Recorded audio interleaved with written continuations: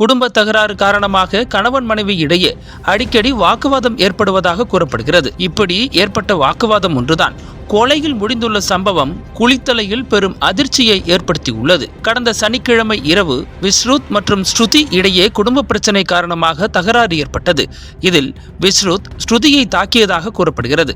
இதையடுத்து காயமடைந்த ஸ்ருதி குளித்தலை அரசு மாவட்ட தலைமை மருத்துவமனையில் நள்ளிரவு சிகிச்சைக்காக அனுமதிக்கப்பட்டுள்ளார். மறுநாளான ஞாயிறு அதிகாலை மருத்துவமனையின் புதிய கட்டிடத்தின் முதல் தளத்தில் குளுக்கோஸ் ஏற்றப்பட்டு மயக்க நிலையில் இருந்த மனைவி ஸ்ருதியை கணவர் விஸ்ருத் கத்தியால் 3 இடங்களில் சரமாரியாக குத்தியுள்ளார். இதில் இரத்த வெள்ளத்தில் சிக்கி ஸ்ருதி சம்பவ இடத்திலேயே உயிரிழந்துள்ளார். கொலையை அரங்கேற்றிய கணவர் விஸ்ருத் உடனடியாக அங்கிருந்து தப்பியுள்ளார். சம்பவம் குறித்து தகவல் அறிந்த குளித்தலை டிஎஸ்பி செந்தில்குமார் மற்றும் இன்ஸ்பெக்டர் ராஜேந்திரன் ஆகியோர் உடனடியாக மருத்துவமனைக்கு விரைந்து சம்பவ இடத்தை பார்வையிட்டு விசாரணையை தொடங்கினர். தலைமறைவாக உள்ள விஸ்ருத்தை கைது செய்ய குளித்தலை காவல்துறையினர் தீவிரமாக தேடுதல் வேட்டையில் ஈடுபட்டுள்ளனர்.